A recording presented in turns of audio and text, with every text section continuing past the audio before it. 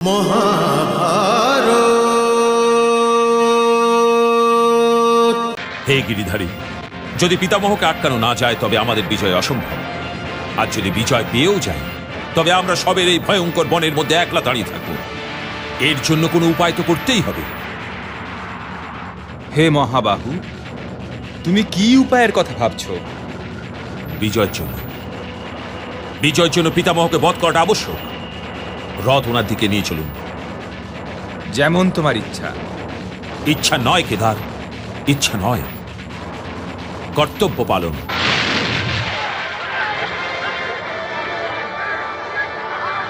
নাও পার্থ,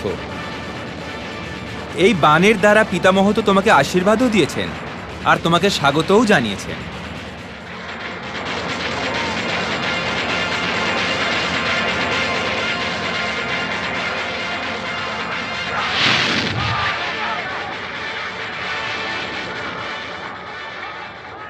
তুমি বিজয়ী হও বৎস, বিজয়ী হও।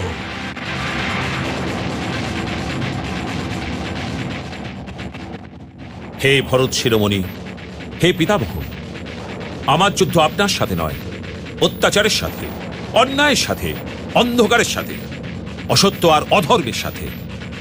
তবে কি আপনি অধর্মের পক্ষে যুদ্ধ করতে এসেছেন পিতামহ? এই দুই সেনা তর্ক বিতর্কের সমস্ত সাগর পার করে এই রণভূমিতে এসে পৌঁছেছে পুত্র। আর তাছাড়াও তর্ক বিতর্ক করার জন্য রণভূমি উচিত স্থান নয়। এই জন্য যা কিছু বলার নিজের বাণের ভাষা দিয়ে বলো পুত্র, আমিও ওই ভাষাতেই উত্তর দেব। যথাজ্ঞা।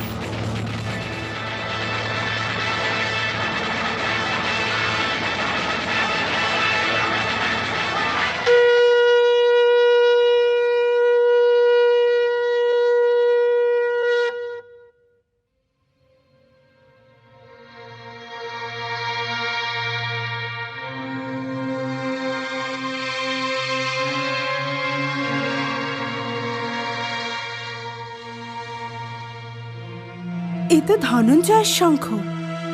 হ্যাঁ, মনে হচ্ছে কোনো ভয়ঙ্কর দ্বন্দ্বযুদ্ধ হতে চলেছে। হয়তো দুর্যোধন আর অর্জুনের মধ্যে। না মহারানী, ওই অসভ্য মহারথী কি করে আমার মহারথীর মুখোমুখি দাঁড়াবে?